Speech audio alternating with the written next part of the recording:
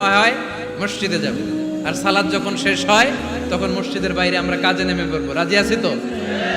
ফাইদা কুদিয়াতিস সালাতু ফান্তাশিরু ফিল আরদি ওয়াবতাগু মিন ফাদলিল্লাহ ওয়া যিকুরুল্লাহা কাসীরান লাআল্লাকুম তুফলিহুন। যখন তোমাদের সালাত শেষ হয়ে যায় তখন তোমরা কর্মস্থলে ছড়িয়ে পড়ো।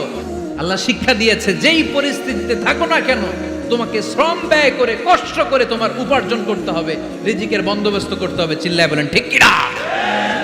ইসলাম আমাদেরকে এটাই শিখিয়েছে, কাজে লজ্জা নাই।